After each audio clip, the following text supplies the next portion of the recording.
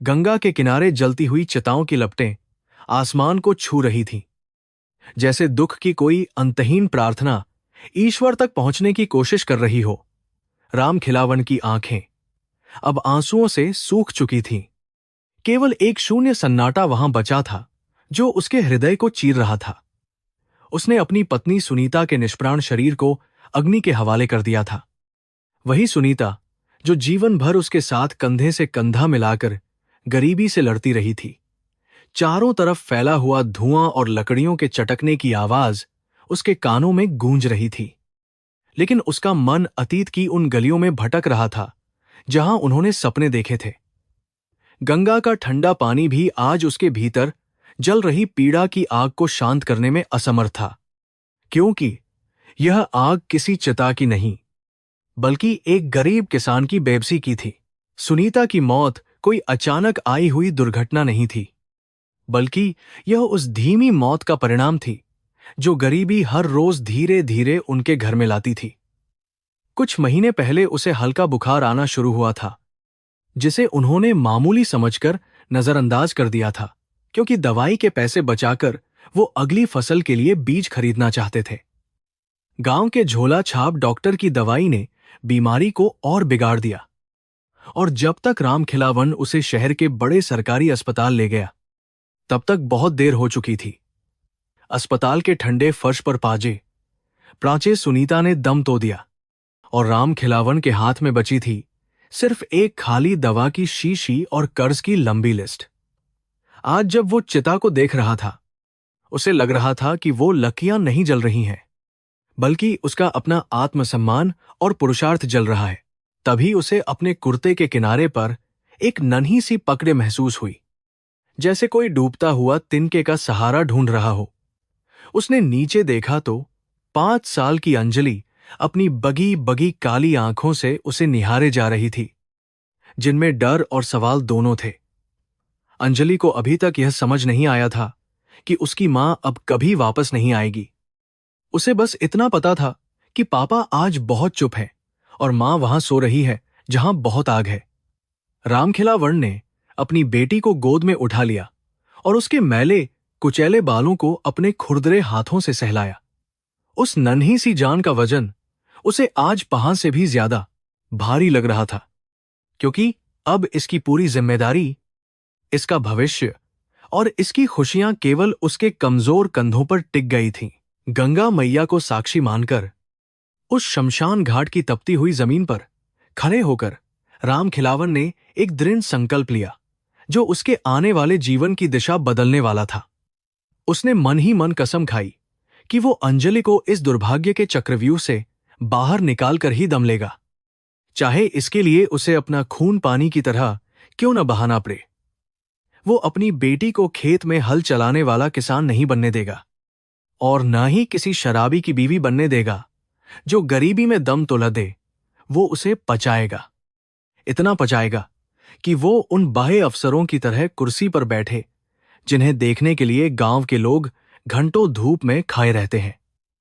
यह प्रतिज्ञा उसके टूटे हुए दिल से निकली एक ऐसी आवाज थी जो शायद भगवान के द्वार तक सीधी पहुंच गई थी। अंतिम संस्कार की विधि पूरी करने के बाद जब राम खिलावन और अंजलि अपने टूटे फूटे घर वापस लौटे, तो वहां का सन्नाटा किसी भूत की तरह उन्हें डराने लगा।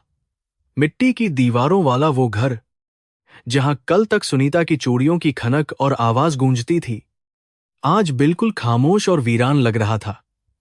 कोने में रखा हुआ चूल्हा ठंडा पचा था और बर्तन बिखरे हुए थे, जैसे उन्हें भी अपनी मालकिन के जाने का शौक हो।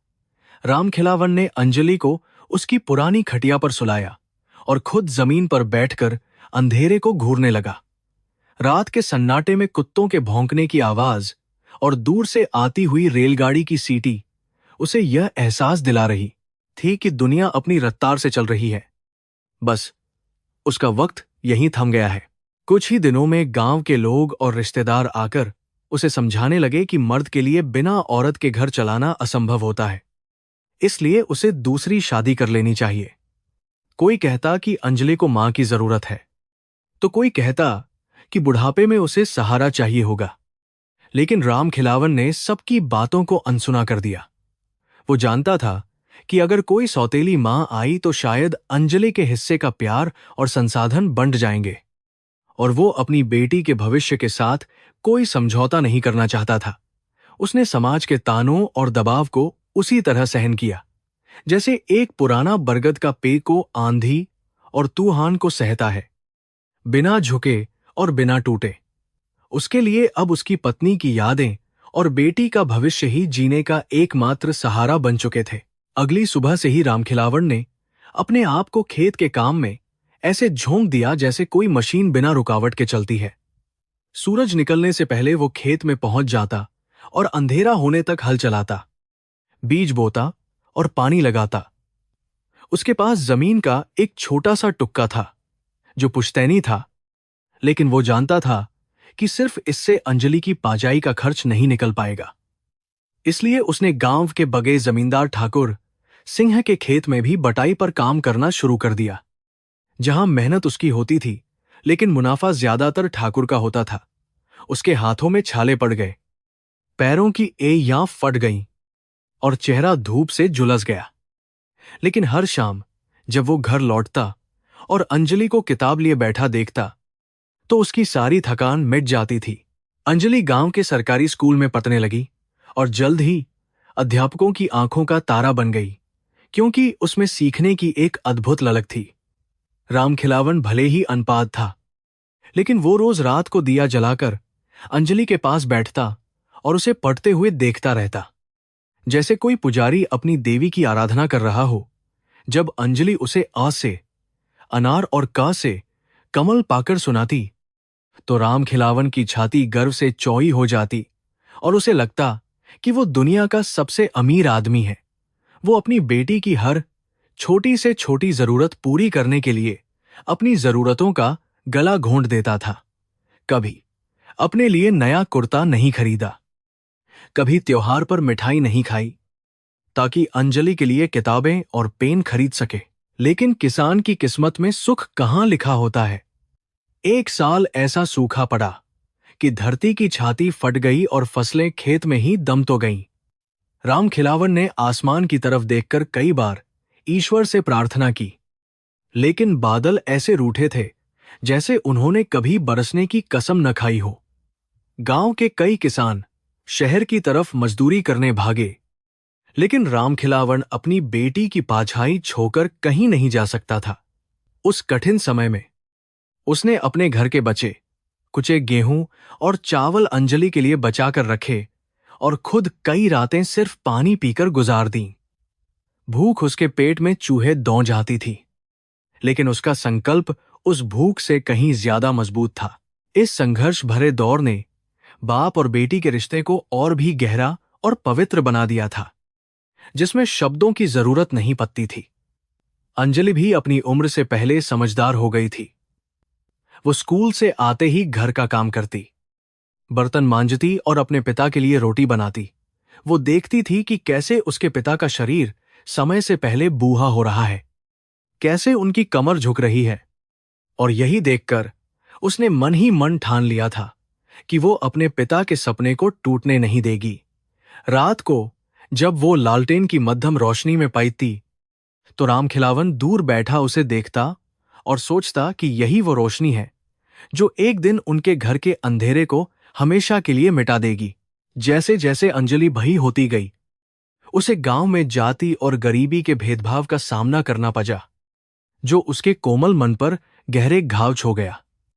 वही घर के बच्चे उसे अपने साथ खेलने नहीं देते थे और कई बार उसे किसान की बेटी कहकर चिढ़ाते थे, लेकिन रामखिलावन हमेशा उसे समझाता कि शिक्षा ही वो हथियार है जो इन सब भेदभावों को काट सकता है। वो कहता, बेटी, जब तुम अफसर बनोगी तो यही लोग जो आज तुम्हें धुतकार रहे हैं कल तुम्हारे आगे सर झुकाएंगे। ये बातें अंजलि के लिए किसी मंत्र से कम नहीं थी, जो उसे हर अपमान का घूंट पीकर आगे बढ़ने की शक्ति देती थी। समाज की काजवी सच्चाई ने उन दोनों को और भी निकट ला दिया था। एक दूसरे का एकमात्र सहारा बनाकर समय का पहिया घूमता रहा, और वो दिन भी आया जब अंजलि ने 10वीं कक्षा में पूरे जिले में प्रथम स्थान प्राप्त किया। गांव में पहली बार किसी लड़की ने इतनी बड़ी सफलता हासिल की थी और रामखिलावन की खुशी का कोई ठिकाना नहीं था, मानो उसे तीनों लोगों की संपत्ति मिल गई हो। उसने गांव भर में गू बांटा।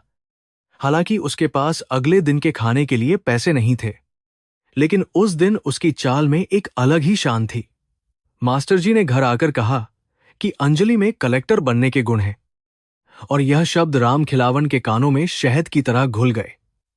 उस दिन उसने फिर से वही सपना देखा जो उसने गंगा के किनारे देखा था, लेकिन अब वो सपना हकीकत के करीब लग रहा था।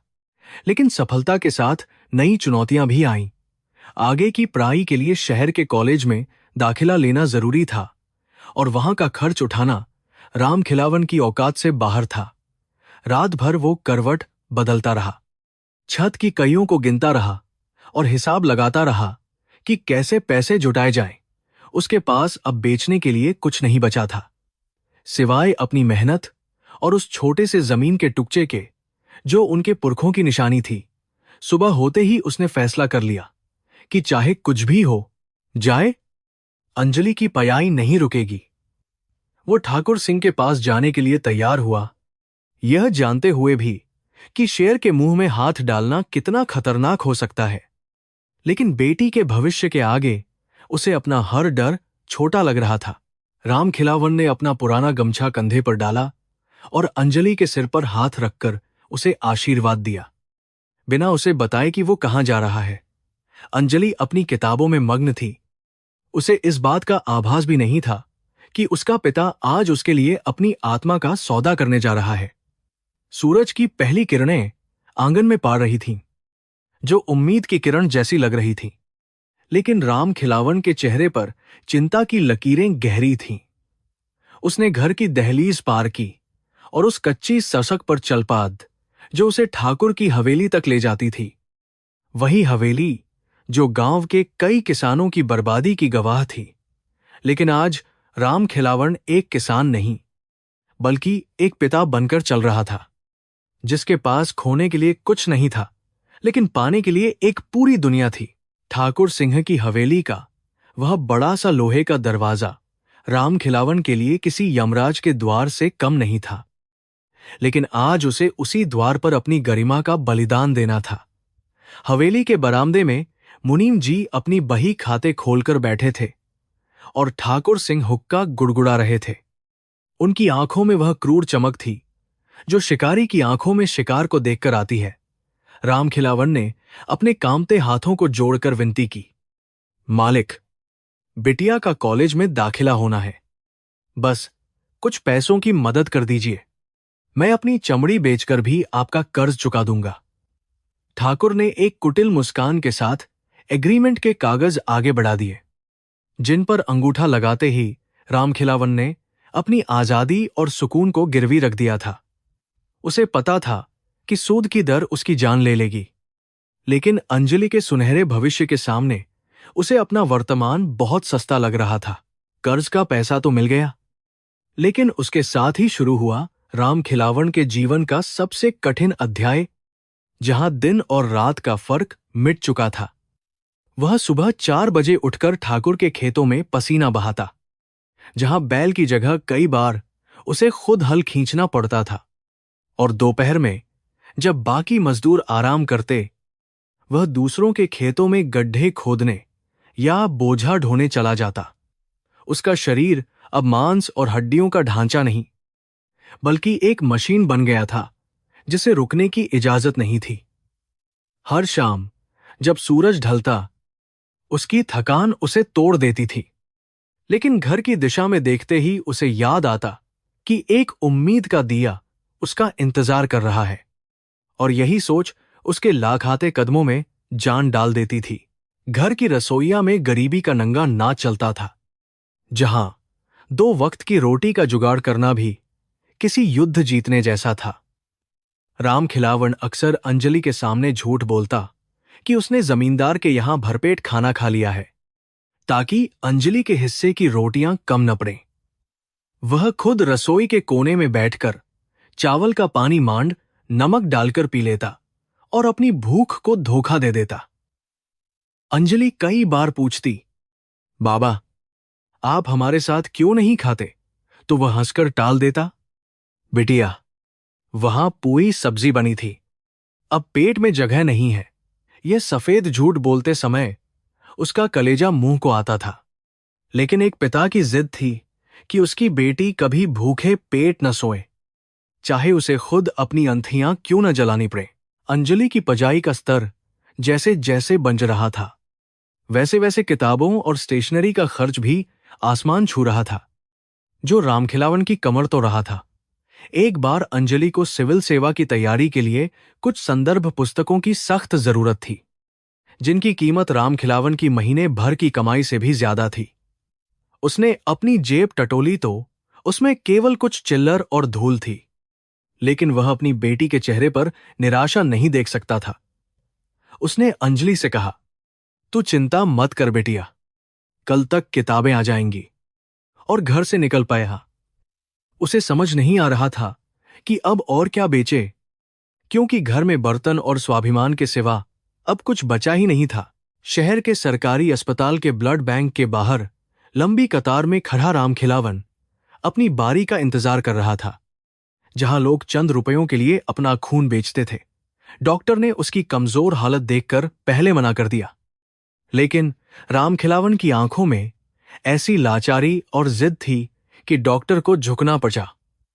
सुई जब उसकी नस में चुभी तो उसे लगा जैसे उसके शरीर से प्राण निकल रहे हों, लेकिन उसे अपनी बेटी की किताबों की छवि दिखाई दे रही थी।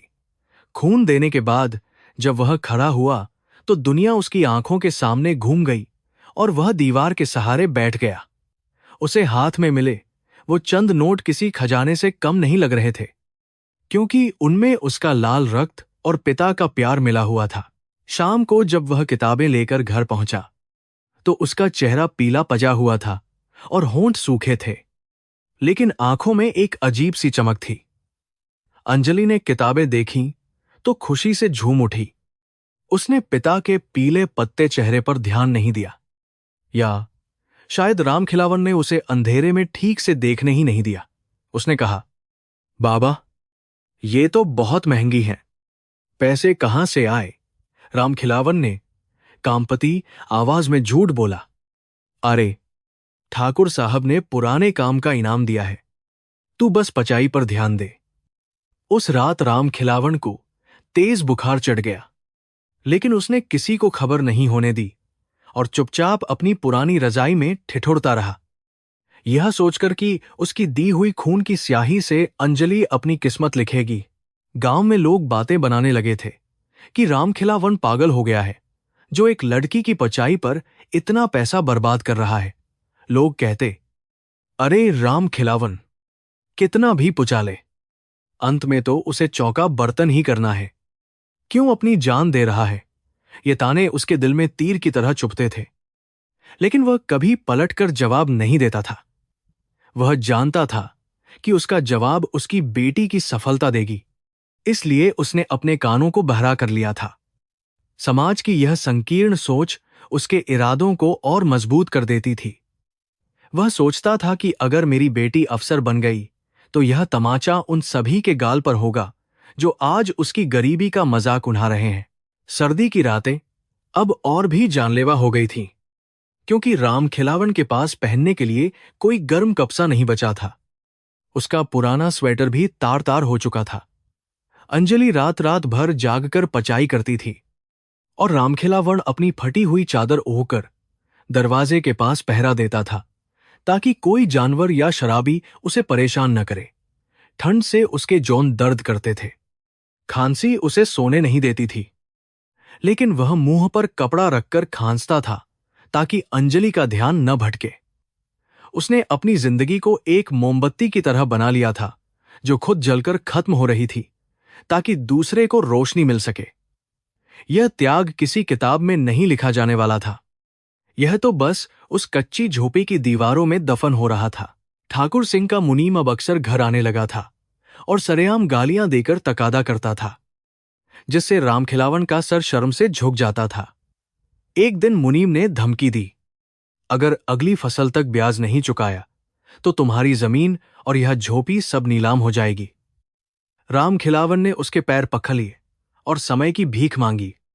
यह दृश्य अंजलि ने खिड़की से देख लिया और उसका दिल दहल गया। उस दिन अंजलि ने कसम खाई कि वह अपने पिता के इस अपमान का बदला अपनी सफलता से लेगी। वह समझ गई थी कि उसका पिता किस आग में जल रहा है और अब उसे उस आग को बुझाने के लिए सावन की बारिश बनना ही होगा। समय बीतता गया और अंजलि ने स्नातक ग्रेजुएशन की परीक्षा में विश्वविद्यालय में टॉप किया, जिससे रामखिलावन की छाती गर्व से फूल गई। अखबार में अंजलि की छोटी सी फोटो छपी थी, जिसे रामखिलावन ने काटकर अपनी जेब में रख लिया था और पूरे गांव में सबको दिखाता फिरता था। वह चाय की दुकान पर, खेत में और चौपाल पर हर किसी को कहता, देखो, यह मेरी बिटिया है, एक दिन यह राज करेगी। उस दिन उसे अपनी सारी मेहनत, सारा दर्द और सारी भूख वसूल होती हुई महसूस हुई। लेकिन उसे यह भी पता था कि यह तो बस शुरुआत है। असली लड़ाई तो अब शुरू होने वाली थी। दिल्ली जाकर यूपीएससी अपीएससी की तैयारी करना, जो एक गरीब किसान के लिए एवरेस्ट चढ़ने जैसा था। रात के सन्नाटे में जब अंजलि सो रही थी, रामखिलावन अपनी पुश्तैनी जमीन के दस्तावेजों को देख रहा था, जो अब तक उसकी एकमात्र सुरक्षा थी। उसे पता था कि दिल्ली का खर्च उठाने के लिए मजदूरी के पैसे काफी नहीं होंगे। उसे कोई बाहा कदम उठाना होगा। उसका दिल रो रहा था अपनी मां समान धरती को बेचने के ख्याल से। लेकिन जब उसने अंजलि के सोते हुए चेहरे को देखा, तो उसे लगा कि इस धरती का सबसे अच्छा उपयोग यही होगा कि यह उसकी बेटी के पंख बन जाए। उसने आंसू पोंछे और फैसला कर लिया कि कल सुबह वह अपनी जमीन का सौदा कर देगा, क्योंकि उसके लिए अब उसकी बेटी ही उसकी एकमात्र जमीन, जायदाद और दुनिया थी। दिल्ली, जिसका नाम सुनते ही गांव के लोगों के दिलों में एक सिहरन और सम्मान दोनों दौड़ जाते थे, अब अंजलि की मंजिल बन चुका था। मुखर्जी नगर की गलियों के किस्से, जहां रात रात भर जागकर बच्चे लाल बत्ती वाली गाड़ी का सपना बुनते हैं, अब रामखिलावन की झोपड़ी तक पहुंच चुके थे।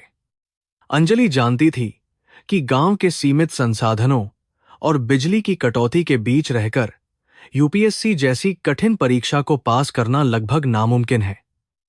लेकिन दिल्ली जाने का मतलब था एक ऐसा खर्च जिसका पहाड़ रामखिलावन की हैसियत से कहीं ज्यादा ऊंचा था। कमरे का किराया, कोचिंग की फीस और खाने पीने का खर्च, ये सब जोड़कर जो रकम बन रही थी, वह किसी गरीब किसान की पूरी जिंदगी की कमाई से भी ज्यादा थी। रामखिलावन ने अपनी पुश्तैनी जमीन के उस आखिरी टुकड़े को बेचने का फैसला कर लिया था, जिसे उसके परदादा ने अपनी मेहनत से सींचा था।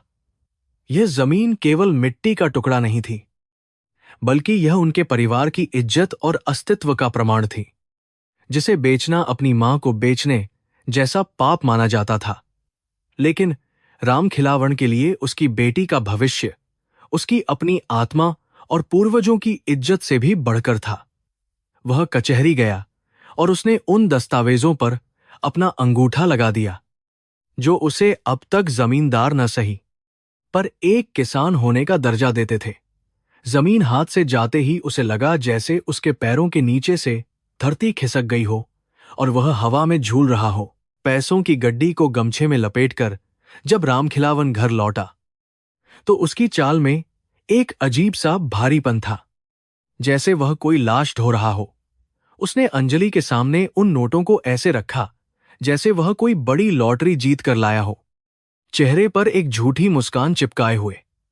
अंजलि ने जब इतने सारे पैसे देखे तो वह सहम गई और पूछ बैठी, बाबा, इतने पैसे कहां से आए? आपने कुछ गलत तो नहीं किया? रामखिलावन ने तुरंत बात बनाई, अरे पगली, यह मेरी वर्षों की गुप्त बचत है और कुछ पैसा मैंने अपनी पुरानी बीमा पॉलिसी से निकाला है। तू चिंता मत कर। वह नहीं चाहता था कि उसकी बेटी के मन पर यह बोझ रहे कि उसकी पढ़ाई के लिए उसके पिता ने अपनी जमीन बेच दी है। दिल्ली जाने की तैयारियां शुरू हो गईं और घर में एक अजीब सी उदासी और उत्साह का मिला जुला माहौल बन गया। रामखिलावन ने बाजार से एक बड़ा सा लोहे का ट्रंक खरीदा और उसमें अंजलि के कपड़े, किताबें और घर का बना ढेर सारा सूखा नाश्ता भरा। उसने रात भर जागकर उसके लिए सत्तू, गुड़ और बेसन के लड्डू बांधे, ताकि शहर में उसे घर के खाने की याद न आए और पैसे भी बचे रहें। वह हर छोटी चीज का ध्यान रख रहा था, दवाइयां, स्वेटर, यहां तक कि सुई, धागा भी, जैसे कोई मां अपनी बेटी को ससुराल भेजते वक्त करती है। उसकी आंखों में आंसू उमड़ रहे थे, लेकिन वह उन्हें पी रहा था ताकि अंजलि कमजोर न पड़े। प्रस्थान की रात रामखिलावन को एक पल के लिए भी नींद नहीं आई। वह पूरी रात अंजलि के सिरहाने बैठा उसे देखता रहा। उसे वह दिन याद आ रहा था जब वह पहली बार स्कूल गई थी और उसकी उंगली पकड़कर रो रही थी, और आज वह इतनी दूर जा रही थी जहां उसका कोई अपना नहीं था। उसे डर लग रहा था कि दिल्ली की चकाचौंध और भीड़ में उसकी भोली भाली बेटी कहीं खो न जाए, लेकिन उसे अंजलि की काबिलियत पर पूरा भरोसा भी था। उसने मन ही मन ईश्वर से प्रार्थना की कि हे भगवान, मेरी बच्ची की रक्षा करना। मैंने अपना सब कुछ दांव पर लगा दिया है, अब उसकी जीत ही मेरी जिंदगी है। सुबह होते ही गांव के बस स्टैंड पर जाने के लिए वे दोनों निकल पड़े। रामखिलावन ने भारी ट्रंक अपने सिर पर उठा रखा था और अंजलि उसके पीछे पीछे चल रही थी। गांव की पगडंडियों, खेतों और पुराने बरगद के पेड़ को पीछे छोड़ते हुए अंजलि की आंखों में आंसू आ गए, क्योंकि वह जानती थी कि अब बहुत दिनों तक वह इन नजरों को नहीं देख पाएगी। रामखिलावन लगातार बातें कर रहा था, उसे दुनियादारी की नसीहतें दे रहा था। किसी पर जल्दी भरोसा मत करना, रात को अकेले बाहर मत निकलना, पैसे संभाल कर खर्च करना। उसकी आवाज में एक पिता की चिंता साफ झलक रही थी, जो अपनी जिगर के टुकड़े को अपने से दूर भेज रहा था। वाराणसी जंक्शन का शोर और भीड़ किसी मेले से कम नहीं थी। चारों तरफ कुलियों की चिल्लाहट और यात्रियों की धक्का मुक्की थी। रामखिलावन ने भीड़ को चीरते हुए रास्ता बनाया और अंजलि को ट्रेन की बोगी में सुरक्षित सीट पर बिठाया। ट्रेन की खिड़की से जब अंजलि ने अपने पिता को देखा, तो उसे महसूस हुआ कि वे कितने बूढ़े और कमजोर हो गए हैं। उनके बाल सफेद हो चुके थे और चेहरा झुर्रियों से भरा था। उसने खिड़की से हाथ निकालकर रामखिलावन का हाथ पकड़ लिया और रुंधे गले से कहा, बाबा, अपना ख्याल रखना, मैं जल्दी ही अफसर बनकर लौटूंगी। रामखिलावन ने अपने आंसुओं को रोकते हुए उसके सिर पर हाथ फेरा और कहा, जा बेटी, विजय होकर लौटना। ट्रेन ने सीटी बजाई और पहिए धीरे धीरे घूमने लगे। लोहे की पटरी पर खड़खड़ की आवाज गूंजने लगी, जो विदाई का संगीत लग रही थी। रामखिलावन ट्रेन के साथ साथ कुछ दूर तक दौड़ा। उसका हाथ आखिरी पल तक अंजलि के हाथ को छूने की कोशिश करता रहा। जब ट्रेन रफ्तार पकड़कर आंखों से ओझल हो गई, तो वह प्लेटफार्म पर अकेला खड़ा रह गया, जैसे कोई मुसाफिर अपनी मंजिल खो चुका हो। चारों तरफ यात्रियों का शोर था, लेकिन उसके लिए दुनिया वीरान हो चुकी थी। उसका सब कुछ, उसकी बेटी, उसकी जमा पूंजी, उसकी उम्मीद उस ट्रेन में बैठकर दूर जा चुकी थी। वह वहीं जमीन पर बैठ गया और पहली बार खुलकर रोया, क्योंकि अब उसे चुप कराने वाला कोई नहीं था। वापसी का सफर रामखिलावन के लिए बहुत कष्टदायक था। जिस बस में वह आया था, वही बस अब उसे खाली और काटने को दौड़ रही थी। जब वह अपने गांव के घर पहुंचा, तो वहां का सन्नाटा उसे खाने को दौड़ रहा था। अब न वहां अंजलि की हंसी थी, न किताबों के पन्ने पलटने की आवाज। उसने उस कोने को देखा जहां अंजलि बैठकर पढ़ती थी, और उसे लगा जैसे उसका दिल किसी ने मुट्ठी में भींच लिया हो। अब उसके पास न तो खेत था जिसमें वह काम करके अपना मन बहला सके, और न ही घर में कोई जिसके लिए वह जिए। वह पूरी तरह से निहत्था हो चुका था, केवल एक उम्मीद के सहारे कि दिल्ली से अच्छी खबर आएगी। अगले कुछ दिनों तक रामखिलावन घर से बाहर नहीं निकला। वह दिन भर अंजलि की पुरानी किताबों और कपड़ों को सहलाता रहता। गांव वालों को पता चल गया था कि उसने अपनी जमीन बेच दी है और अब वे उसे दया और हिकारत की मिली जुली नजरों से देखते थे। ठाकुर सिंह ने रास्ते में रोककर ताना मारा, क्यों रामखिलावन, अब तो तुम भूमिहीन मजदूर हो गए। बेटी को शहर भेजकर क्या उसे कलेक्टर बनाओगे या कुछ और? रामखिलावन ने खून का घूंट पीकर रह गया। उसने कोई जवाब नहीं दिया।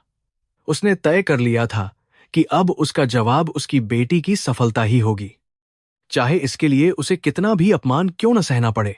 अपनी भूख मिटाने के लिए रामखिलावन को अब दिहाड़ी मजदूरी करनी पड़ रही थी, वह भी उन्हीं खेतों में जो कभी उसके पुरखों के हुआ करते थे।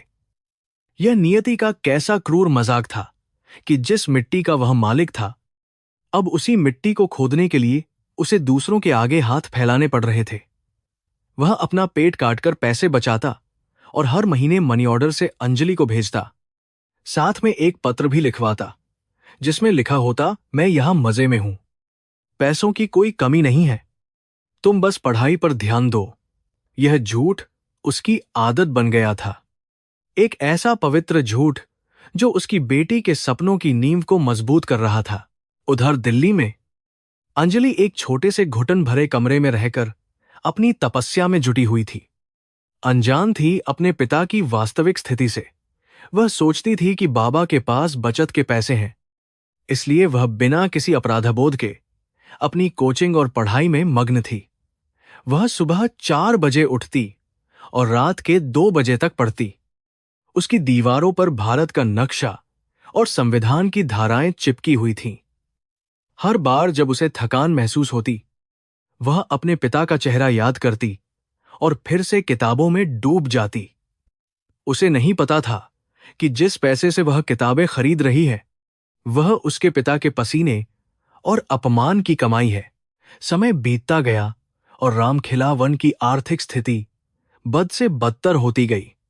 घर का राशन खत्म हो चुका था और कर्ज वाले दरवाजे पर खड़े रहने लगे थे। उसने अपने घर के बर्तन बेचे, फिर अंजलि की पुरानी साइकिल बेची और अंत में अपनी पत्नी की आखिरी निशानी चांदी की पायल भी बेच दी। वह दिन में एक बार खाना खाता, वह भी रूखा सूखा, और कई बार सिर्फ पानी पीकर सो जाता। उसका शरीर अब केवल हड्डियों का ढांचा रह गया था। आंखें ढंस गई थीं और कपड़े तार तार हो चुके थे। लेकिन जब भी डाकिया अंजलि की चिट्ठी लाता, उसके चेहरे पर एक ऐसी चमक आ जाती थी जो किसी राजा के चेहरे पर भी नहीं होती। एक दिन गांव के प्रधान ने उसे बताया कि सरकार की तरफ से गरीबों के लिए कुछ अनाज मिल रहा है, लेकिन उसके लिए लाइन में लगना होगा। रामखिलावन, जिसने कभी किसी के आगे हाथ नहीं फैलाया था, आज अपनी भूख और मजबूरी के कारण उस लाइन में खड़ा था। उसे वहां खड़े देखकर कई लोग आपस में फुसफुसा रहे थे, देखो, यह वही है जिसने अपनी बेटी को पढ़ाने के लिए सब कुछ लुटा दिया। रामखिलावन ने अपनी नजरें झुका लीं। उसे शर्म आ रही थी, लेकिन पेट की आग उसे वहां से हिलने नहीं दे रही थी। वह समझ गया था कि स्वाभिमान अमीरों का गहना होता है, गरीबों के लिए तो बस जिंदा रहना ही सबसे बड़ी चुनौती है। धीरे धीरे रामखिलावन और अंजलि के बीच पत्रों का सिलसिला भी कम होने लगा, क्योंकि अंजलि अपनी परीक्षाओं में बहुत व्यस्त हो गई थी और रामखिलावन के पास पोस्टकार्ड खरीदने के पैसे भी मुश्किल से जुटते थे। वह महीनों तक उसकी चिट्ठी का इंतजार करता, डाकिया को आता देख दौड़कर उसके पास जाता और खाली हाथ लौट आता। यह खामोशी और दूरी उसके दिल को अंदर ही अंदर खाए जा रही थी। उसे डर लगने लगा था कि कहीं यह दूरी हमेशा के लिए न हो जाए, कहीं शहर की हवा उसकी बेटी को बदल न दे।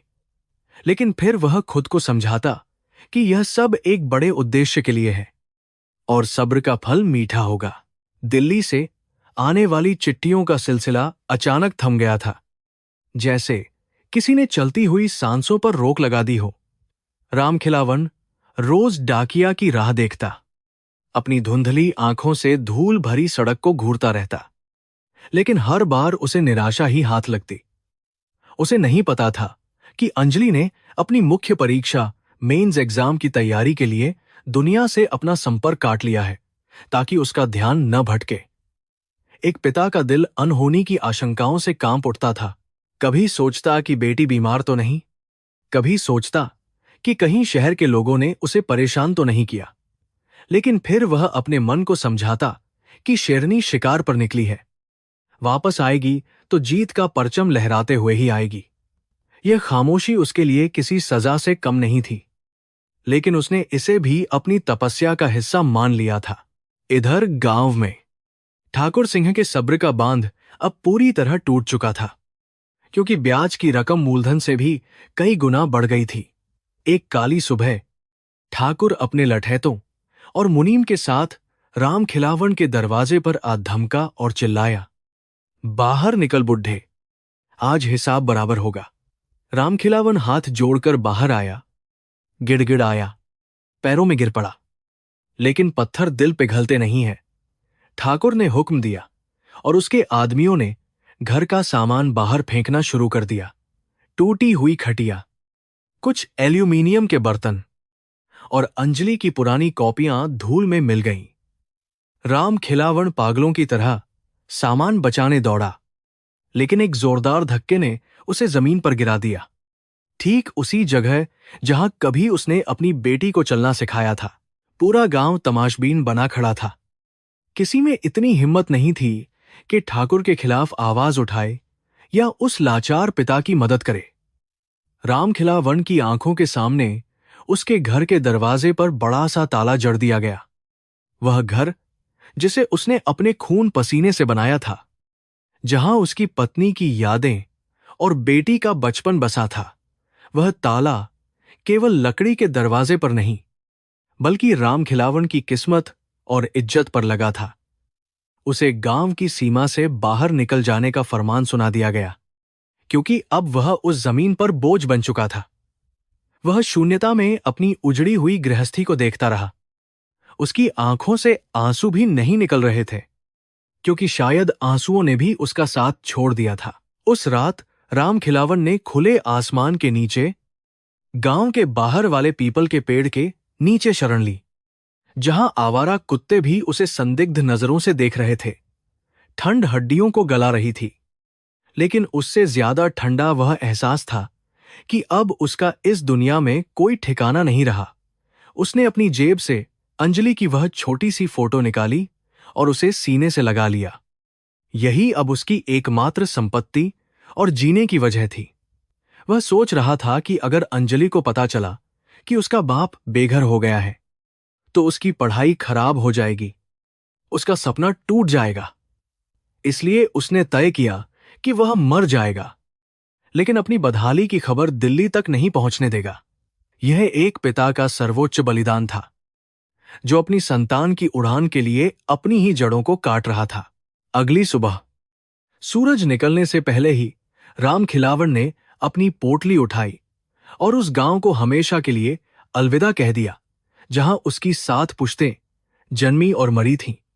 उसने पीछे मुड़कर नहीं देखा, क्योंकि उसे डर था कि अगर उसने अपने घर की ओर देखा तो उसके कदम वहीं जम जाएंगे। वह पैदल ही शहर की ओर चल पड़ा, भूखा, प्यासा, फटे हुए जूतों के साथ, जिनका तलवा घिस चुका था। उसके दिमाग में बस एक ही विचार था कि उसे कहीं दूर चले जाना है, जहां कोई उसे पहचानता न हो, जहां उसे अपनी गरीबी पर शर्मिंदा न होना पड़े। उसने वाराणसी, काशी जाने का फैसला किया, यह सोचकर कि बाबा विश्वनाथ की नगरी में शायद उसे कोई आसरा मिल जाएगा और वह मजदूरी करके पेट पाल लेगा। काशी का शोरगुल और भीड़भाड़ रामखिलावन के लिए किसी दूसरी दुनिया जैसा था, जहां हर कोई भाग रहा था और किसी के पास दूसरे के लिए समय नहीं था। यहां न कोई उसे रामखिलावन के नाम से जानता था, न कोई उसकी जाति पूछता था। यह वह बस एक और गरीब मजदूर था। उसने रेलवे स्टेशन और घाटों पर कुल्ली का काम खोजने की कोशिश की, लेकिन उसकी उम्र और कमजोर शरीर को देखकर लोग उसे काम देने से कतराते थे। कई दिन उसने मणिकर्णिका घाट पर जलती चिताओं की गर्मी से अपनी ठंड दूर की और भंडारे में बंटी खिचड़ी खाकर अपनी भूख मिटाई। वह शहर की चकाचौंध में एक अदृश्य आत्मा बनकर रह गया था, जिसका होना या न होना किसी के लिए मायने नहीं रखता था। काफी मिन्नतों के बाद उसे एक अनाज मंडी में बोरियां ढोने का काम मिल गया, जो उसकी शारीरिक क्षमता से कहीं ज्यादा भारी काम था। वह अपनी पीठ पर 50 किलो की बोरी लादता। उसकी रीढ़ की हड्डी चरमराती, नसें तन जाती, लेकिन वह हर कदम पर अंजलि अंजलि जपता हुआ चलता रहता। हर बोरी के बदले उसे कुछ सिक्के मिलते, जिन्हें वह अपनी कमर में बंधे कपड़े में छिपा लेता, यह सोचकर कि कभी अंजलि मिली तो उसे देगा। रात को वह गोदाम के बाहर बोरियों की आड़ में सो जाता, जहां चूहे और मच्छर उसे परेशान करते। लेकिन थकान इतनी होती कि उसे पत्थर पर भी नींद आ जाती। उसका शरीर धीरे धीरे जवाब दे रहा था, लेकिन उसका संकल्प अभी भी चट्टान की तरह मजबूत था। लेकिन किस्मत को शायद उसकी यह छोटी सी कोशिश भी मंजूर नहीं थी। एक दिन भारी बारिश में सड़क पार करते समय एक तेज रफ्तार कार ने उसे टक्कर मार दी। वह हवा में उछला और सड़क के किनारे लोहे की रेलिंग पर जा गिरा। एक तेज आवाज के साथ उसके दाहिने पैर की हड्डी टूट गई। वह दर्द से कराहता रहा। बारिश के पानी में उसका खून बहता रहा, लेकिन कार वाला रुका नहीं। बस कीचड़ उछालता हुआ निकल गया। राहगीरों ने उसे घेर लिया, लेकिन मदद के लिए कोई आगे नहीं आया। सब तमाशबीन बने वीडियो बनाते रहे या अफसोस जताते रहे। घंटों बाद पुलिस की जीप आई और उसे सरकारी अस्पताल के लावारिस वार्ड में पटक दिया, जहां जिंदगी और मौत का कोई मोल नहीं था। अस्पताल के उस बदबूदार वार्ड में, जहां चारों तरफ केवल दर्द और कराहने की आवाजें थीं, राम खिलावन कई दिनों तक बेहोश पड़ा रहा। जब उसे होश आया तो उसने पाया कि उसका पैर प्लास्टर में जकड़ा हुआ है और वह हिल भी नहीं सकता। डॉक्टरों ने कहा कि हड्डी बुरी तरह टूट चुकी है और सही इलाज न मिलने के कारण वह अब कभी ठीक से नहीं चल पाएगा। वह हमेशा के लिए लंगड़ा हो गया था। यह खबर उसके लिए मृत्युदंड से भी भयानक थी। अब क्योंकि एक मजदूर के लिए उसका शरीर ही उसकी पूंजी होती है।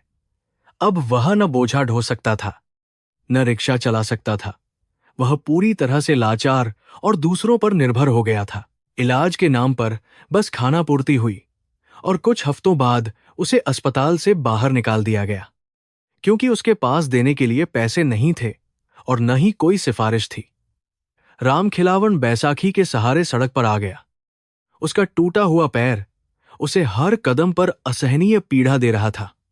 अब उसके पास न काम था, न छत और न ही शरीर में कोई ताकत। वह सड़क किनारे बैठा आने जाने वालों को देखता रहता।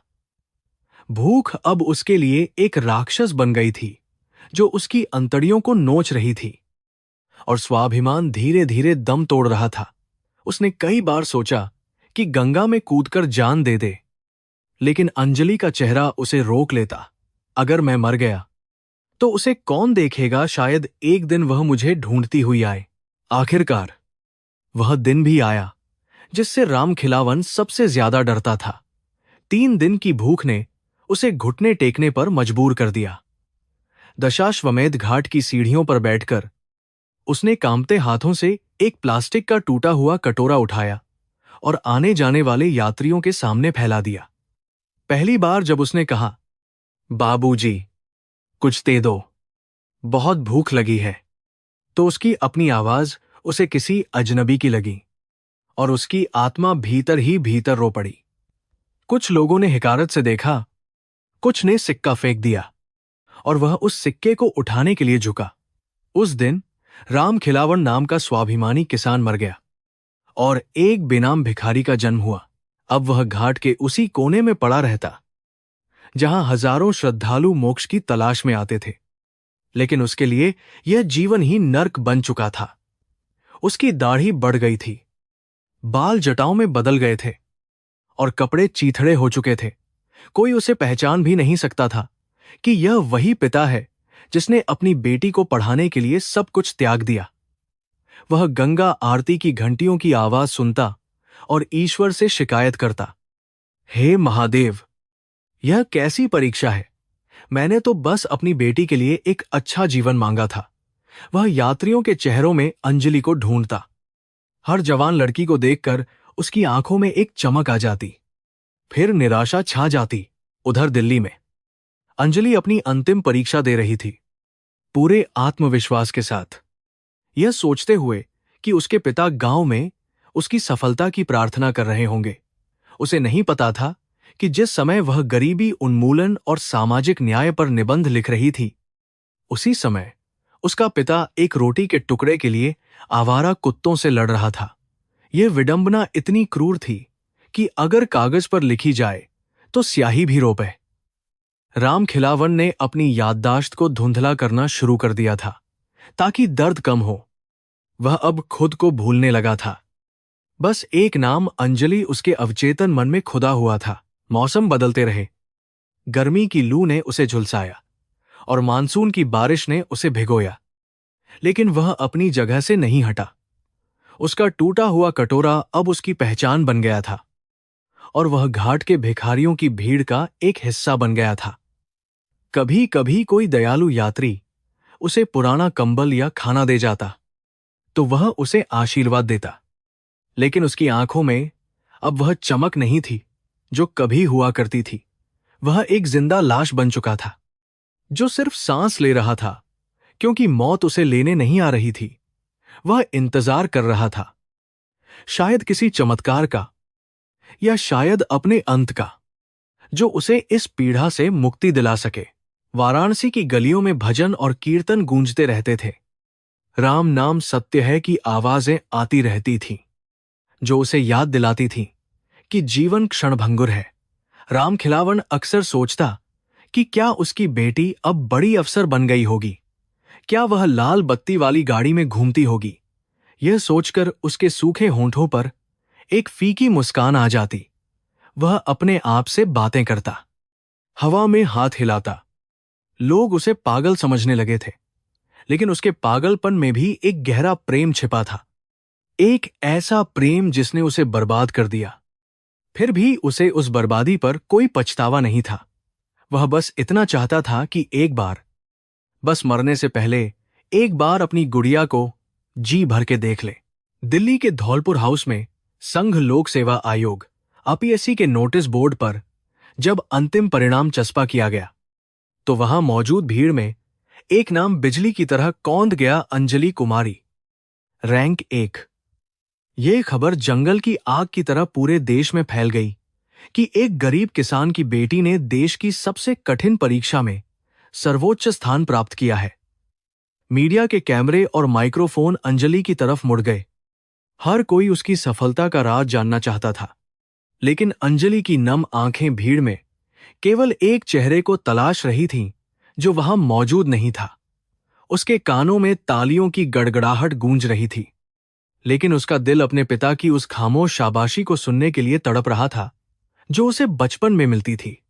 उसने अपनी सफलता को अपने पिता के चरणों में समर्पित किया, लेकिन उसे यह नहीं पता था कि जिस पिता को वह अपना आदर्श बता रही है, वह इस समय एक दाने के लिए मोहताज है।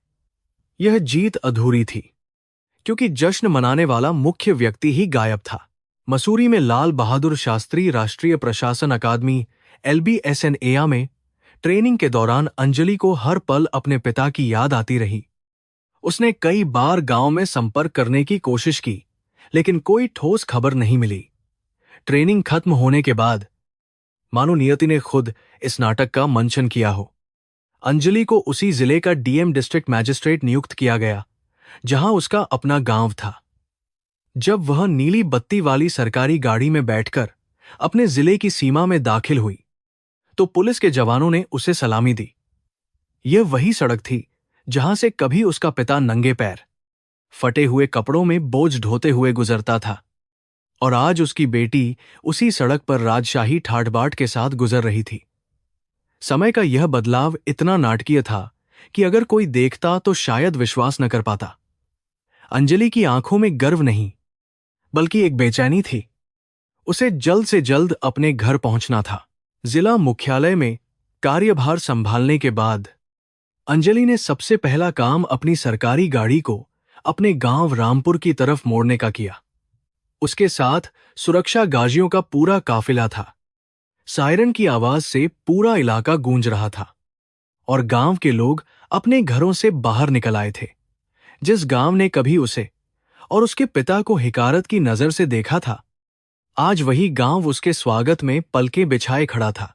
धूल उड़ती हुई सड़कों पर जब डीएम साहिबा का काफिला रुका, तो बड़े बड़े जमींदार और नेता हाथों में फूलों की माला लिए खड़े थे। उनके चेहरों पर एक डर और चापलूसी का मिश्रित भाव था। अंजलि गाड़ी से उतरी। उसकी नजरें भीड़ को चीरती हुई उस एक बूढ़े चेहरे को ढूंढ रही थीं, लेकिन उसे हर तरफ केवल अनजान और मतलबी चेहरे ही दिखाई दे रहे थे। ठाकुर सिंह, जिसने कभी राम खिलावन को धक्के मारकर निकाला था, अब सबसे आगे बढ़कर अंजलि के पैरों में झुकने की कोशिश कर रहा था। अंजलि ने उसे अनदेखा करते हुए कड़क आवाज में पूछा, मेरे पिताजी कहाँ हैं? हमारा घर बंद क्यों पड़ा है? भीड़ में सन्नाटा छा गया। हर कोई एक दूसरे का मुंह देखने लगा, क्योंकि सच बोलने की हिम्मत किसी में नहीं थी। ठाकुर ने हिम्मत जुटाकर झूठ बोला, बेटिया, माफ करना। मैडम जी, रामखिलावन भाई तो बहुत पहले ही तीर्थ यात्रा पर निकल गए थे। उन्होंने कहा था कि अब बेटी अफसर बन गई है तो मेरा जीवन सफल हो गया। अब मैं भगवान का नाम लूंगा। यह झूठ इतनी सफाई से बोला गया था कि अंजलि को उस पर शक तो हुआ, लेकिन उसके पास उसे झूठ साबित करने का कोई सबूत नहीं था। गांव वाले भी ठाकुर के डर से हां में हां मिलाने लगे। अंजलि अपने पुराने घर की तरफ बढ़ी, जो अब एक खंडहर में तब्दील हो चुका था। दीवारें गिर रही थीं और आंगन में जंगली घास उगाई थी। उसने उस टूटे हुए दरवाजे को छूकर देखा, जहां कभी उसके पिता बैठकर उसका इंतजार करते थे, और उसकी आंखों से आंसू छलक पड़े। उसे लगा जैसे हवाओं में अभी भी उसके पिता की खांसी और उनकी दुआएं गूंज रही हैं। पड़ोसियों ने बताया कि राम खिलावन जाते समय बहुत खुश थे और उन्होंने अपनी मर्जी से घर छोड़ा था। उन्होंने यह बात छिपा ली कि कैसे उन्हें अपमानित करके निकाला गया था। अंजलि का दिल कह रहा था कि कुछ गलत है, लेकिन तीर्थ यात्रा वाली बात ने उसे थोड़ी तसल्ली भी दी कि शायद पिताजी सच में शांति की तलाश में गए हों। उसने तुरंत पुलिस अधीक्षक को निर्देश दिया कि उसके पिता को पूरे राज्य में ढूंढा जाए, खासकर धार्मिक स्थलों पर। सरकारी बंगले में वापस आकर अंजलि को वह आलीशान कमरा, नरम बिस्तर और नौकरों की फौज काटने को दौड़ रही थी। उसे याद आ रहा था कि कैसे वे दोनों बाप बेटी एक ही थाली में खाना खाते थे और जमीन पर सोते थे। अब उसके पास सब कुछ था, ताकत, पैसा, रुतबा, लेकिन वह नितांत अकेली थी। उसने अपने रसोइये को बुलाकर वही साधारण खाना बनाने को कहा जो उसके पिता बनाते थे, लेकिन उस खाने में वह स्वाद नहीं था जो पिता के हाथों के प्रेम में था। वह रात भर अपने पिता की पुरानी फोटो सीने से लगाकर रोती रही। बाहर संतरी पहरा दे रहे थे, लेकिन अंदर उसका मन असुरक्षित महसूस कर रहा था। उसे यह डर सता रहा था कि कहीं उसके पिता किसी मुसीबत में तो नहीं है, कहीं उन्हें कोई तकलीफ तो नहीं है। उधर वाराणसी के घाटों पर राम खिलावन की हालत दिन ब दिन बिगड़ती जा रही थी। उसके घाव नासूर बन चुके थे और शरीर में उठने की भी ताकत नहीं बची थी। उसने भी उड़ती उड़ती खबर सुनी थी कि जिले में कोई नई लेडी कलेक्टर आई है जो बहुत सख्त है और गरीबों की मदद करती है। उसके साथी भिखारी आपस में बात करते थे। सुना है वह अपने ही जिले की है, बहुत दयालु है। रामखिलावन के धुंधले दिमाग में एक पल के लिए बिजली कौंधी, क्या वह अंजलि हो सकती है?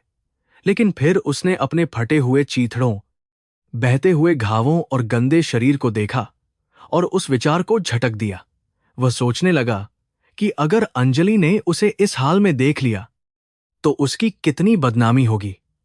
एक डीएम का पिता भीख मांग रहा है, यह खबर उसकी बेटी के करियर पर दाग लगा देगी। राम खिलावन ने एक और कठोर निर्णय लिया, जो शायद उसके पिछले सभी बलिदानों से बड़ा था। वह अपनी बेटी के सामने कभी नहीं आएगा।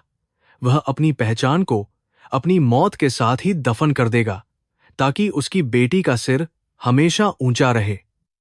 जब भी पुलिस वाले घाटों पर निरीक्षण के लिए आते, वह छिप जाता या किसी अंधेरे कोने में दुबक जाता। उसे पता नहीं था कि पुलिस उसी को ढूंढ रही है। उसे लगा कि वे भिखारियों को खदेड़ने आए हैं। वह अंजलि की सफलता की कहानियां दूसरों के मुंह से सुनता और मन ही मन मुस्कुराता। उसकी आंखों में आंसू बहते जो उसकी गालों की गंदगी को साफ कर देते। वह दूर से ही अपनी बेटी को आशीर्वाद देता। जुग जुग जियो बेटी, राज करो। मेरा क्या है, मैं तो वैसे भी जाने वाला हूं। अंजलि ने अपने काम में खुद को डुबो दिया ताकि उसे अपने पिता की याद कम सताए। वह जनता दरबार लगाती, गांवों का दौरा करती और विकास कार्यों की समीक्षा करती। उसकी कार्यशैली की चर्चा हर जगह होने लगी। लोग उसे मसीहा मानने लगे। एक बार वह निरीक्षण के लिए वाराणसी के उसी इलाके से गुजरी जहां राम खिलावन बैठा था। सायरन की आवाज सुनकर राम खिलावन ने अपनी चादर मुंह पर खींच ली। अंजलि की गाड़ी उसके पास से गुजरी। धूल का एक गुब्बार उड़ा जो राम खिलावन के ऊपर गिरा। वह धूल उसके लिए किसी चंदन से कम नहीं थी, क्योंकि वह उसकी बेटी की गाड़ी से उड़ी थी। वे दोनों एक दूसरे के इतने करीब थे, फिर भी उनके बीच सामाजिक प्रतिष्ठा और गलतफहमियों की एक अटूट दीवार खड़ी थी। सर्दियां शुरू हो चुकी थीं और इस बार की ठंड रिकॉर्ड तोड़ रही थी। शीतलहर ने गरीबों का जीना मुहाल कर दिया था। अंजलि ने फैसला किया कि वह खुद रात में निकलकर बेघर लोगों को कंबल और गर्म कपड़े बांटेगी। उसने अधिकारियों को निर्देश दिया कि कोई भी व्यक्ति ठंड से नहीं मरना चाहिए। यह प्रशासन की जिम्मेदारी है। उसे नहीं पता था कि जिस व्यक्ति को सबसे ज्यादा मदद की जरूरत है वह उसका अपना पिता है। शहर में होर्डिंग लगे थे जिनमें अंजलि की फोटो के साथ लिखा था, गरीबों की सेवा ही हमारा धर्म है। राम खिलावन उन होर्डिंग्स को धुंधली आंखों से देखता और सोचता कि उसकी बेटी कितनी बड़ी हो गई है। अब वह सिर्फ उसकी बेटी नहीं, पूरे जिले की मां बन गई है। अंजलि के मन में एक अजीब सी बेचैनी थी। उसे बार बार बुरे सपने आते थे कि उसके पिता उसे पुकार रहे हैं और वह उन्हें बचा नहीं पा रही है। उसने पंडितों से पूजा करवाई, मंदिरों में दान दिया, लेकिन मन की शांति नहीं मिली। उसके सहकर्मी उसे सलाह देते कि वह शादी कर ले और घर बसा ले, लेकिन उसने साफ मना कर दिया कि जब तक पिताजी नहीं मिलते वह किसी और बंधन में नहीं बंधेगी। वह हर रोज शाम को गंगा किनारे जाकर बैठती, लहरों को निहारती। शायद उसे उम्मीद थी कि गंगा मैया उसे उसके पिता से मिला देगी। वह यह नहीं जानती थी कि गंगा मैया उनकी परीक्षा ले रही हैं और यह परीक्षा अब अपने अंतिम चरण में पहुंचने वाली थी। शहर में एक बड़े भव्य कार्यक्रम का आयोजन किया गया था, जहां मुख्यमंत्री आने वाले थे और अंजलि को जिले की प्रगति रिपोर्ट प्रस्तुत करनी थी। वह मंच पर खड़ी होकर भाषण दे रही थी। उसकी आवाज में आत्मविश्वास था, लेकिन उसकी आंखें भीड़ में किसी अपने को खोज रही थीं। राम खिलावन उस समय एक धर्मार्थ अस्पताल के बाहर पड़ा था। उसे उल्टियां हो रही थीं और तेज बुखार था। उसे लगा कि उसका अंत समय निकट है। उसने पास बैठे एक अन्य भिखारी से कहा, भाई, अगर मैं मर जाऊं तो मेरी जेब में एक कागज है, उसे उस कलेक्टर बिटिया तक पहुंचा देना। वह कागज अंजलि की 10वीं क्लास की मार्कशीट की फोटोकॉपी थी, जो अब गल चुकी थी। नियति का चक्र अब पूरा होने वाला था। अंजलि ने तय किया कि कार्यक्रम के बाद वह खुद घाटों का दौरा करेगी और रैन बसेरों, शेल्टर होम्स का निरीक्षण करेगी। उसे खबर मिली थी कि घाटों पर भिखारियों की स्थिति बहुत खराब है। वह अपनी गाड़ी में बैठी और ड्राइवर को दशाश्वमेध घाट की ओर चलने का आदेश दिया। बाहर घना कोहरा था, विजिबिलिटी बहुत कम थी, जैसे प्रकृति भी उस भयानक मिलन के लिए पर्दा तैयार कर रही हो। अंजलि का दिल जोर जोर से धड़क रहा था। उसे पूर्वाभास हो रहा था कि आज की रात कुछ ऐसा होने वाला है जो उसकी जिंदगी को हमेशा के लिए बदल देगा। गाड़ी घाट के किनारे रुकी और अंजलि अपने सुरक्षा कर्मियों के साथ नीचे उतरी। उसने शॉल ओढ़ रखी थी और हाथ में टॉर्च थी। वह एक एक करके फुटपाथ पर सोए लोगों को देख रही थी, उन्हें कंबल ओढ़ा रही थी और अधिकारियों को निर्देश दे रही थी। वह आगे बढ़ती जा रही थी। उस जगह की ओर जहां अंधेरे में एक बूढ़ा आदमी अपनी आखिरी सांसें गिन रहा था, जिसका हाथ एक टूटे हुए कटोरे पर था। यह वही कटोरा था जिसमें कभी वह अंजलि के लिए खीर लाया करता था, लेकिन आज वह भीख का पात्र बन चुका था। बाप और बेटी के बीच की दूरी अब बस कुछ कदमों की रह गई थी, और समय अपनी सांस रोके इस दृश्य को देखने के लिए थम सा गया था। बनारस की वो सुबह कोहरे की चादर में लिपटी हुई थी, लेकिन जिला प्रशासन की गाजियों का शोर उस खामोशी को चीर रहा था। अंजलि ने शहर को अतिक्रमण मुक्त बनाने और गरीबों के पुनर्वास के लिए एक विशेष अभियान छेड़ रखा था, जिसकी चर्चा हर जुबान पर थी। उसकी गाड़ियों का काफिला सायरन बजाते हुए जब गोदौलिया चौराहे से गुजरता, तो सड़क के किनारे लगने वाली दुकानों और ठेले वालों में भगदड़ मच जाती। अंजलि अपनी कार की पिछली सीट पर बैठी फाइलों में उलझी रहती थी। उसका चेहरा सख्त और इरादे मजबूत थे, लेकिन उसके मन के किसी कोने में एक खालीपन हमेशा गूंजता रहता था। वह शहर को साफ तो कर रही थी, लेकिन उसे खबर नहीं थी कि इस सफाई अभियान में वह अपने ही अतीत को और दूर धकेल रही है, जो शहर की गंदगी के बीच कहीं छिपा बैठा था। रामखिलावन उस दिन दशाश्वमेध घाट के पास एक टूटी हुई दीवार की आड़ में बैठा था। जब उसने पुलिस की जीप का सायरन सुना, यह आवाज अब उसके लिए किसी खतरे की घंटी बन चुकी थी, क्योंकि पुलिस वाले भिखारियों को खदेड़ने में जरा भी रहम नहीं दिखाते थे। उसने अपनी बैसाखी को कसकर पकड़ा और अपने टूटे हुए पैर को घसीटते हुए और पीछे की ओर सरक गया, जहां कुएं के ढेर की बदबू उसे दुनिया की नजरों से बचा सके। तभी उसने सुना कि कोई कह रहा था, भागो, डीएम मैडम आ रही हैं, आज सब उठा ले जाएंगी। डीएम मैडम शब्द सुनते ही रामखिलावन के शरीर में बिजली सी दौड़ गई।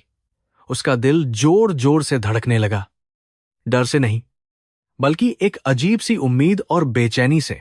सफेद रंग की एम्बेसडर कार, जिस पर नीली बत्ती लगी थी, धीरे धीरे भी को चीरती हुई आगे बंद रही थी, और रामखिलावन की नजरें उस पर जम गई थीं।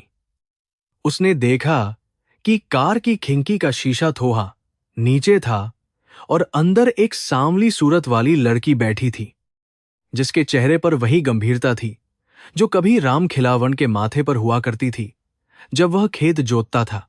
वह अंजलि ही थी, उसकी अपनी बेटिया, उसकी गोइया, जिसके लिए उसने अपना सब कुछ होम कर दिया था।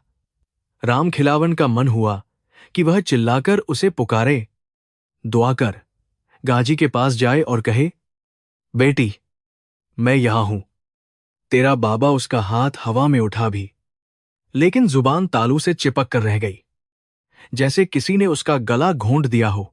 अगले ही पल रामखिलावन की नजर अपने मैले, कुचैले कपों, बही हुई दाढ़ी और रिश्ते हुए घावों पर पछी, और उसका हाथ नीचे गिर गया।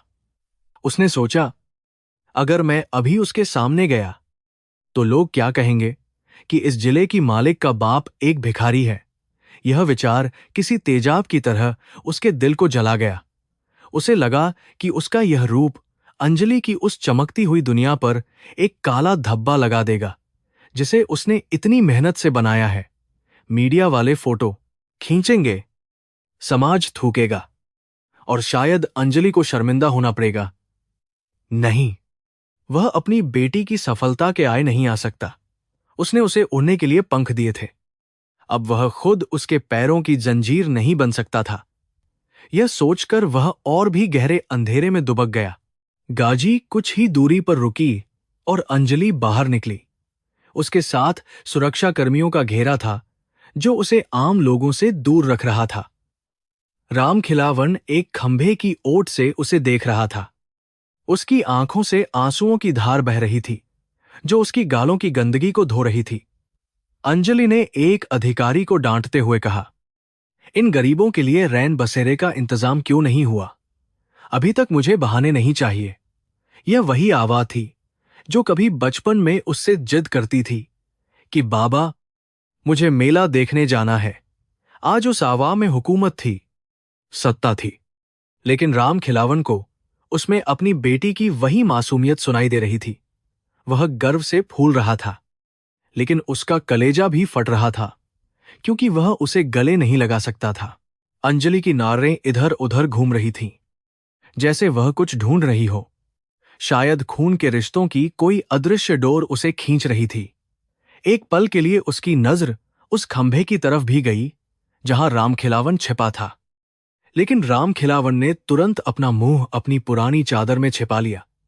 अंजलि को वहां बस कपों का एक गंदा ढेर नजर आया, कोई इंसान नहीं। वह नहीं जानती थी कि उस गंदे ढेर के अंदर वह दिल धड़क रहा है जिसने उसे यह जीवन दिया है। यह न देख पाना शायद ईश्वर की रची हुई सबसे बड़ी विडंबना थी। एक पिता अपनी बेटी से छिप रहा था ताकि बेटी का सम्मान बचा रहे, और बेटी पूरी दुनिया में सम्मान पाकर भी अपने पिता को नहीं देख पा रही थी। अंजलि के वहां से जाने के बाद भी रामखिलावन देर तक उसी अवस्था में बैठा रहा, जैसे पत्थर की मूर्ति हो।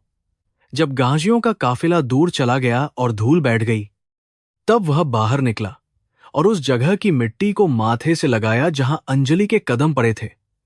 उसके साथी भिखारी, जो अब वापस आ चुके थे, उसे देखकर हंसने लगे। अरे बुढ़े, तू तो ऐसे डर गया था जैसे चोरी की हो। रामखिलावन ने कोई जवाब नहीं दिया, बस एक फीकी मुस्कान उसके होंठों पर तैर गई। वे क्या जाने कि उसने आज कौन सी चोरी की है। उसने अपनी बेटी की एक झलक चुराई है, जो अब उसके जीने के लिए काफी थी। उसने मन ही मन फैसला कर लिया कि अब यह दूरी ही उसका नसीब है। उस रात रामखिलावन को नींद नहीं आई। वह गंगा के किनारे बैठा लहरों से बातें करता रहा। उसे याद आया कि कैसे अंजलि बचपन में उसके कंधे पर बैठकर पूरा गांव घूमती थी, और वह कहता था, देख बिटिया, हाँ दुनिया कितनी बड़ी है। आज दुनिया सचमुच बहुत बड़ी हो गई थी, इतनी बड़ी कि उसमें बाप और बेटी के लिए एक साथ खजा होना नामुमकिन हो गया था।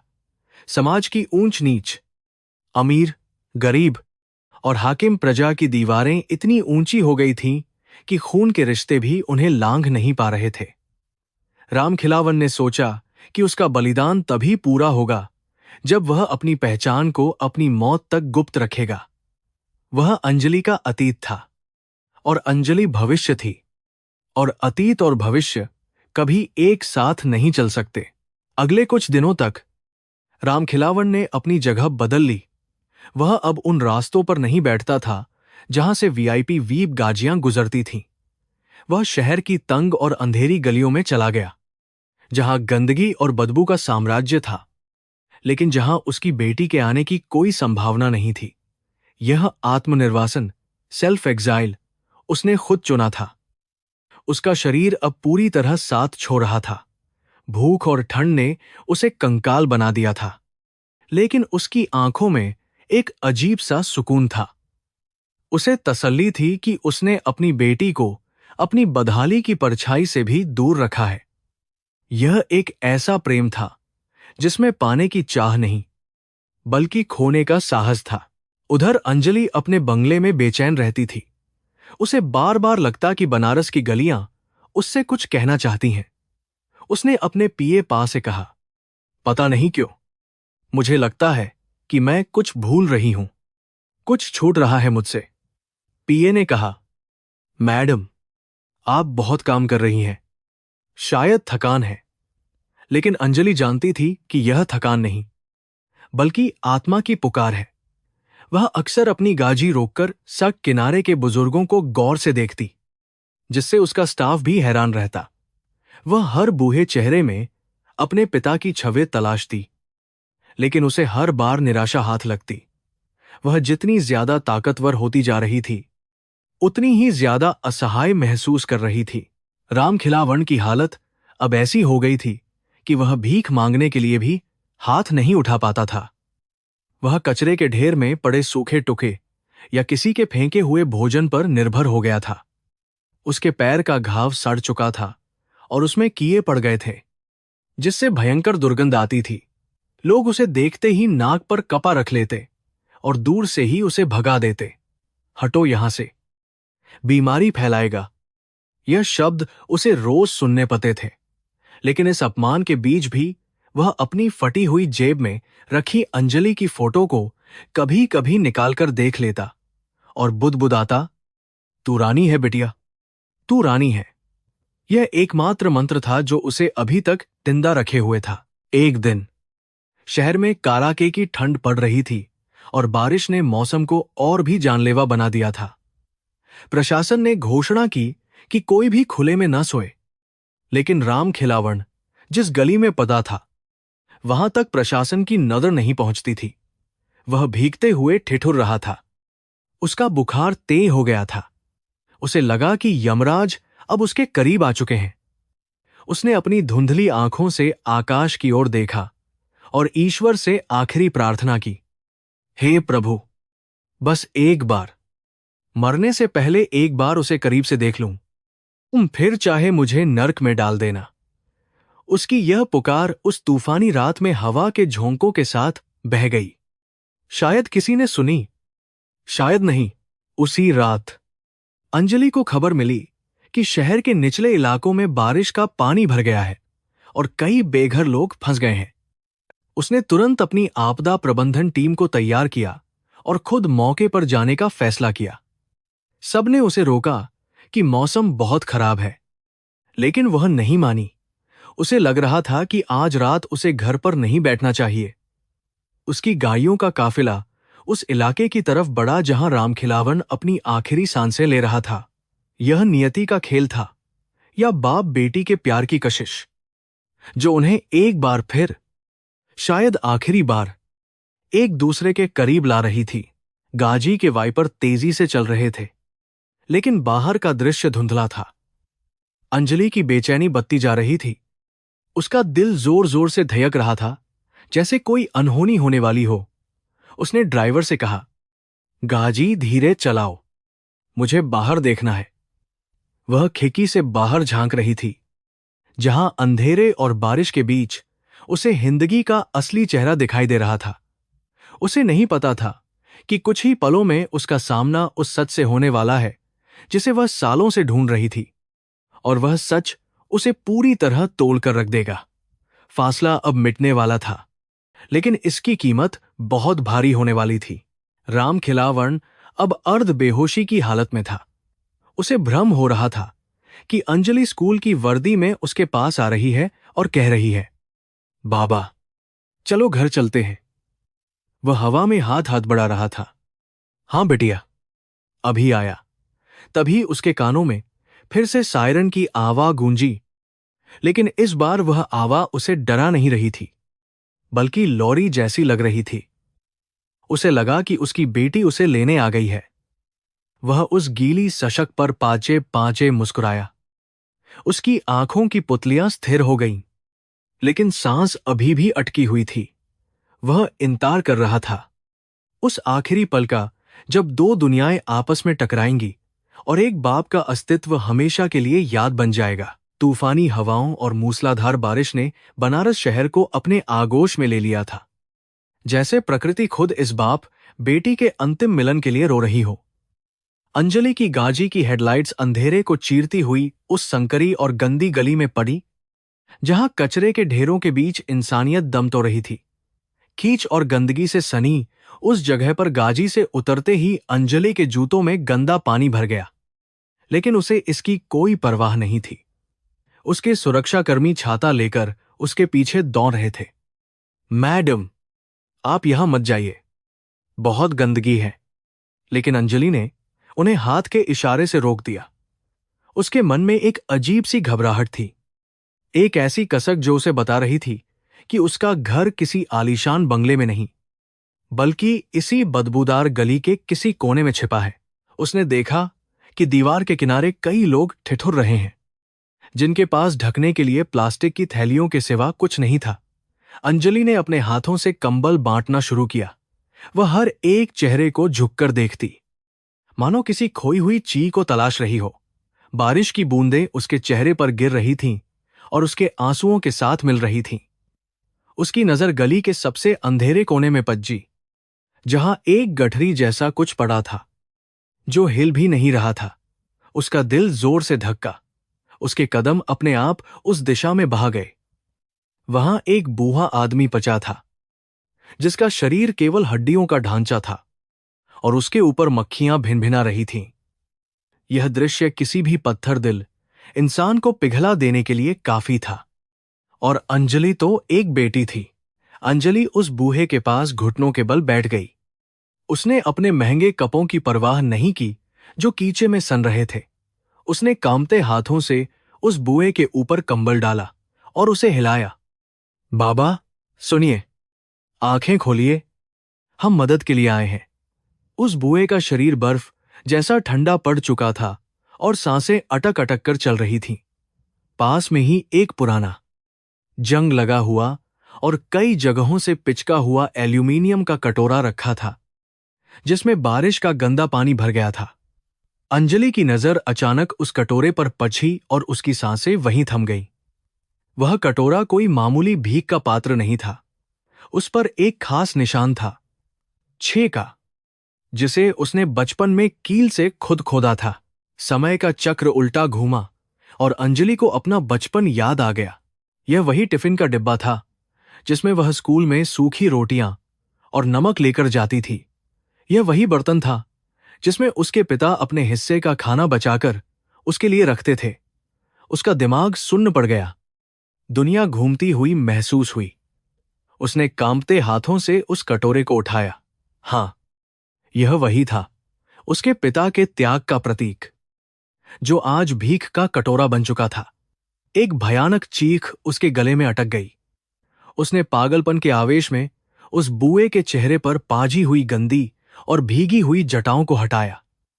बिजली कांच की और उस रोशनी में उसने वह चेहरा देखा जिसे देखने के लिए उसकी आंखें तरस गई थीं।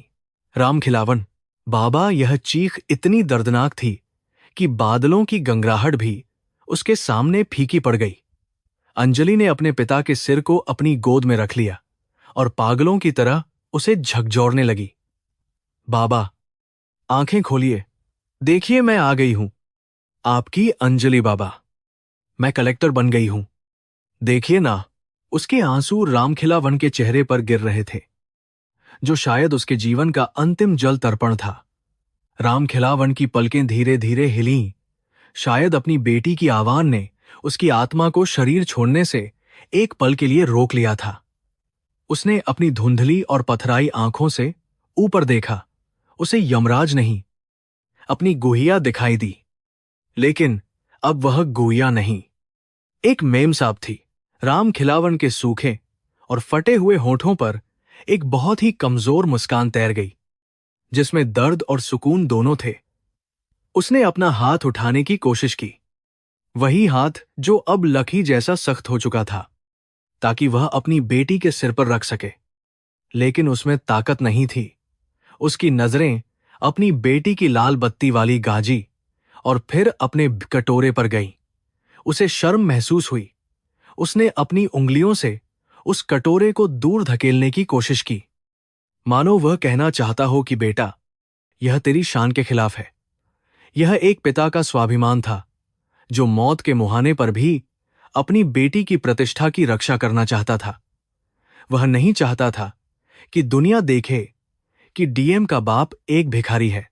अंजलि समझ गई और उसने उस कटोरे को कसकर अपने सीने से लगा लिया। नहीं बाबा, यह मेरी सबसे बड़ी दौलत है, इसे मत छिपाइए। वह रोते हुए चिल्ला रही थी। डॉक्टर, एम्बुलेंस बुलाओ, जल्दी करो। उसके सुरक्षाकर्मी और अधिकारी हक्के बक्के खड़े थे। उन्हें विश्वास नहीं हो रहा था कि जिस भिखारी को वे कचरा समझ रहे थे, वह उनकी मैडम का पिता है। वायरलेस पर संदेश गूंजने लगे।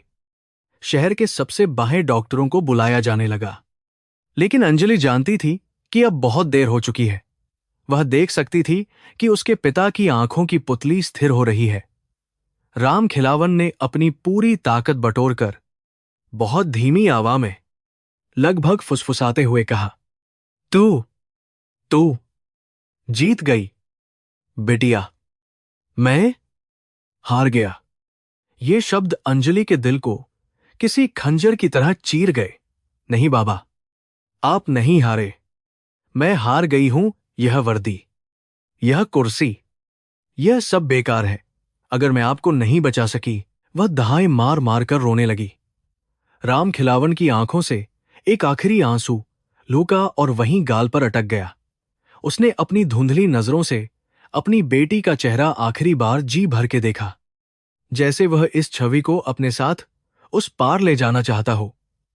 उसकी सांसों की डोर टूट गई, गर्दन एक तरफ लुढ़क गई और वह हाथ जो आशीर्वाद देने के लिए उठा था, बेजान होकर कीच में गिर गया। रामखिलावन ने अपनी प्रतिज्ञा पूरी कर दी थी। उसने अपनी बेटी को आसमान तक पहुंचाया और खुद कमीन की धूल में मिल गया। अंजलि सन्नाटे में चली गई। उसका रोना अचानक बंद हो गया। वह बस अपने पिता के शव को घूर रही थी। बारिश अभी भी हो रही थी, लेकिन अब उसे ठंड नहीं लग रही थी, क्योंकि उसके अंदर सब कुछ मर चुका था। उसने अपने पिता के उस बेजान शरीर को कसकर गले लगा लिया। उसके गंदे कपड़ों की बदबू अब उसे दुनिया की सबसे अच्छी खुशबू लग रही थी, पिता के पसीने और प्यार की खुशबू। अधिकारियों ने उसे उठाने की कोशिश की। मैडम, छोइए, हम ले जाते हैं। लेकिन अंजलि ने उन पर शेरनी की तरह दहा, दूर रहो, कोई हाथ नहीं लगाएगा, यह मेरे पिताजी हैं। उसने खुद अपने पिता के शव को उठाने की कोशिश की, फिर गिर पड़ी, फिर उठी। अगले दिन बनारस के मणिकर्णिका घाट पर एक ऐसा दृश्य देखा गया जो इतिहास में दर्ज होने वाला था। जिले की डीएम अपनी वर्दी में नहीं, बल्कि एक साधारण सफेद साही में अपने पिता की अर्थी को कंधा दे रही थी। वीआईपी, वीपी, प्रोटोकॉल, मंत्री, मीडिया सब मौजूद थे, लेकिन अंजलि के लिए वहां कोई नहीं था। वह अकेली थी, बिल्कुल अकेली। जिस घाट पर कभी रामखिलावन ने भीख मांगी थी, आज वहीं उसे राजकीय सम्मान के साथ अंतिम विदाई दी जा रही थी। चिता की लपटें जब आसमान को छूने लगीं, तो अंजलि को लगा कि वह उन्हीं लपटों में जल रही है। अग्नि ने उसके पिता के शरीर को तो जला दिया, लेकिन अंजलि के अंदर जो पछतावे की आग लगी थी, वह ताउम्र उसे जलाती रहने वाली थी। अस्थि विसर्जन के बाद जब अंजलि अपने आलीशान सरकारी आवास में लौटी, तो वहां का सन्नाटा उसे खाने को दौड़ रहा था। हर तरफ फूलों के गुलदस्ते और शोक संदेश रखे थे, लेकिन उसे केवल अपने पिता की वह आखिरी मुस्कान याद आ रही थी। उसे याद आया कि कैसे उसके पिता ने अपना खून बेचकर उसे किताबें दिलाई थीं, और बदले में उसने उन्हें क्या दिया? अकेलापन, भूख और एक लावारिस मौत। यह कैसा न्याय था? यह कैसी सफलता थी? उसे अपनी आईएएस ईएस की डिग्री महन कागज का एक टुक्का लग रही थी, जिसकी कीमत उसके पिता की जान से चुकाई गई थी। उसने आईने में देखा। उसे वहां एक सफल अधिकारी नहीं, बल्कि एक हारी हुई बेटी दिखाई दी। कहानी का अंत एक शांत लेकिन दिल दहला देने वाले दृश्य के साथ होता है। जिला अधिकारी के वातानुकूलित एसी चैम्बर में, जहां भारत का तिरंगा शान से लहरा रहा था और बही बही फाइलें मेज पर रखी थीं, वहां एक अजीब सी चीज भी रखी थी जो वहां की शोभा से मेल नहीं खाती थी। अंजलि की नेम प्लेट। अंजलि कुमारी, आईएएस, जिला मजिस्ट्रेट के ठीक बगल में कांच के एक सुंदर बॉक्स के अंदर वह पुराना, पिचका हुआ, जंग लगा एल्यूमीनियम का कटोरा रखा था। यह कटोरा अब भीख का पात्र नहीं था, बल्कि वह आईना था जो उसे हर पल याद दिलाता रहता था कि सफलता की नींव अक्सर किसी के बलिदान के खून और आंसुओं पर टिकी होती है। अंजलि अब एक सख्त और बेहतरीन प्रशासक थी। उसने जिले की तस्वीर बदल दी थी, गरीबों के लिए कई योजनाएं लागू की थीं, लेकिन उसकी आंखों में कभी खुशी नहीं देखी गई। वह जब भी किसी फाइल पर साइन करती, उसकी नजर उस कटोरे पर जाती और उसे अपने पिता के आखिरी शब्द सुनाई देते, तू जीत गई बिटिया। वह मन ही मन जवाब देती, नहीं बाबा, यह दुनिया की सबसे महंगी जीत है, जिसे पाकर मैंने अपनी पूरी दुनिया खो दी। और उस आलीशान कमरे में उस कलेक्टर साहिबा के गाल पर एक आंसू चुपचाप लुका था, जो उस टूटे हुए कटोरे में गिरने की चाह रखता था, लेकिन कांच की दीवार उसे रोक लेती थी, ठीक वैसे ही जैसे किस्मत और समाज की दीवारों ने उसके पिता को उससे रोक लिया था।